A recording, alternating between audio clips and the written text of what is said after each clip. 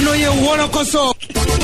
kale nyongere kubuza kora jase kwatengo tumbu de mpologoba enunje yedembe munywanyi wanono tuchagera massive course ne wolokoso amachago nako olwalero kale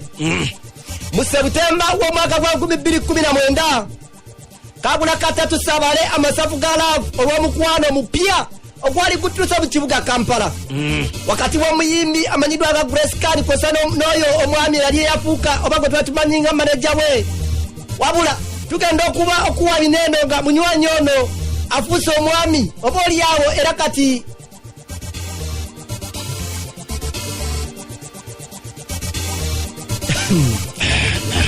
eranga kati tugenda okugamba bino ng'omunywanyi ono gwe tukutegeeza ko jja Kitonsa ebiseera ebyo twagenda obikuwanga tusindisa sitamye nga bakira alinga gwe tuseesaamu obuseesa nga bigambo bye tumugamba byaseesaamu ng'omukwano kumubuganye nga bw'owulira wano nyongero tegeeza bannayuganda kigenda kunsazaamu kwongera ku manejinga era sigala mu manejinga kubanga gwe mulimu gwange nga manager akwanti ffe abaddugavu tetumanyi kigambo management kyeki Lwasalawo kumanejinga omuntu buli kintu kyonna ekyetaagisa okimanejinga naye omwana ayogera akuba kalyonso agamba nti wamuyungayunga omutima gwali gumenyese anti era ndikojja ezo ensonga nteeko zikwatamu wabanga yali ati blockchain nansinkana nekibanga kati astabilizinze ogwo gwe mulimu gwange kyongera okulaga nti ensonga y'obwakojja gye nkola nesibaamu neesibe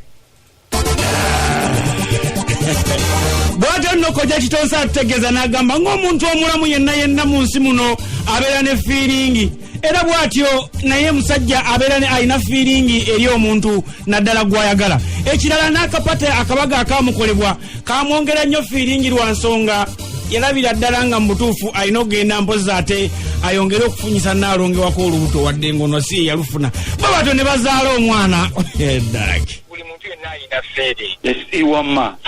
so saagala muntu aveeyo ataajajinga omuntu agambe nti lwaki yafunye feeringi naye ate abatali baana bato naye ate era nga nze omuntu omukulu nga kojja manye engeri gyenjo kyehandolinga kubanga tosobola kugaana kusanyu kubeerawo kubanga eryo lyatonde banga liteekeddwa okubeerawo omuntu bw'olina n'omuntu nga yakuguka mu nsonga ezo tomanya okugubangawo we buli babagambyeko nti yankoledde pata ekwata mayembe ojja wangi abeere ng'asanyusa abalala nga gweobulikunga lero babagambyeko nti pata gye yankoledde yabadde ekwata mayembe oba mizimu yabadde yasaze kale sebo nkugambye ebiseera ebyo yali tasalikako musale era nga munywanyi kino oyinza okuba nga oyinza obutakitegeera bulungi naye kyetukutegeezaako n'omuyimbi ono Grace Kani yakyogera lunwe nti buli kimu kyayogera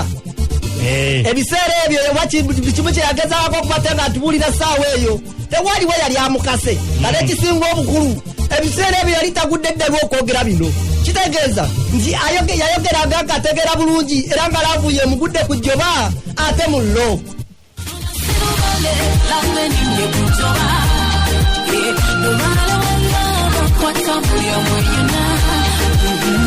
bagamba kimu I love him, he is my man, I love him, he is my man mwagala namukoledde pati wetwabadde ku pati walabya neesamba walabya ngobereri kigeza ndi mukyala we omubwati ebyokwekekakweka enti ogenda kufa ogenda mbulamu obulala bwe tutamanyi tuli ku nsi kunyumirwa kolalira ate nabisigadde kino nkyogera nga tewali ankase I love him, he loves me, he supports me banne ku bintu kojja Kitonsa byankolera sirina nakkakibwa kugamba kintu kyonna nze bino byenjogera sibyogera mbula kubanga udde ddalo tebankase era bw'aliba agenze mukama ajja kuba muntu tewali agenda kunjajinga kuba abasinga kumwe mwenna abali abajajinga abantu abavuma abantu ku Facebook mwenna mubaddeko mulaavu mwenna mubalina abantu bemwagala nemonene wenalinga noono bwena ex wange mwandekaniranga niyo bakutaawa kati banjagala and I love this guy I'm being honest I love him I love you whatever you are kuba y'omusajja namuleeta namufuna era ye waali ate talina gy'alaga I love you Kitonsa yensonga kinakoledde pati eyo nkwagala nnyo so bino byenjogera sibyogera mbula kubanga udde ddalo tebankasi ate bino mbijja kullo bwatyo eyali abijja ku llo birinza okuba kati nga byatabuse nga takyabijja ku llo sinakindi nga mwana muwala ono yandibanga alina ekikwa ekimugaana okubeera n'abasajja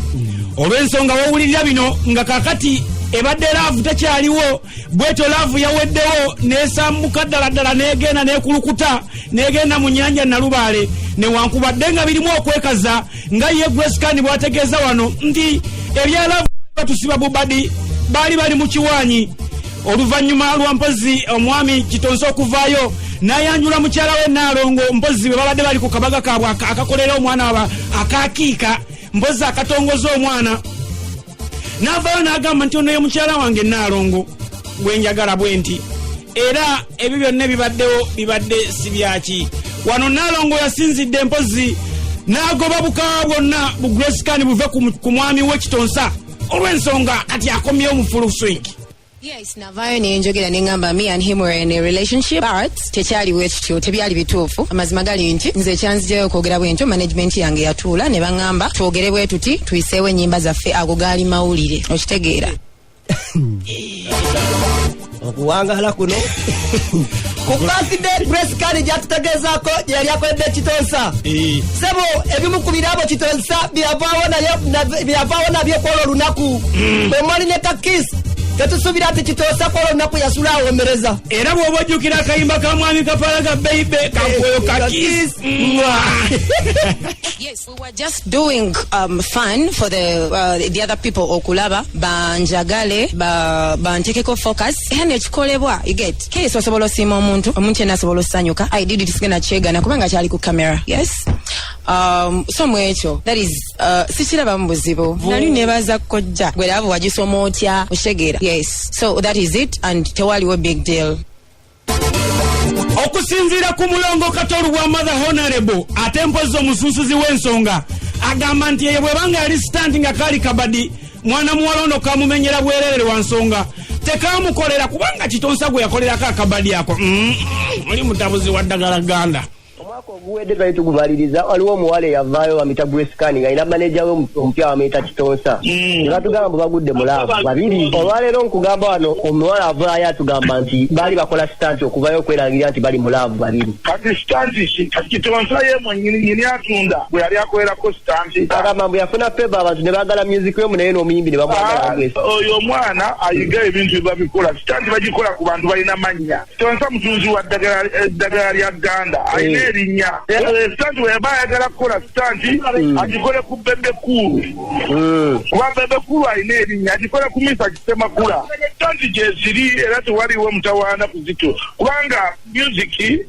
alina embeera eya controversy z'okola nolwekyo eyo sitanti yoyo omuwala tesusuubira nti yakola kubanga ate erinnya leera si eryamanya eryabiveeko akube bukubi music akole bukozi music mulungi ajja kuba watitumu. Ono ye Wolokoso.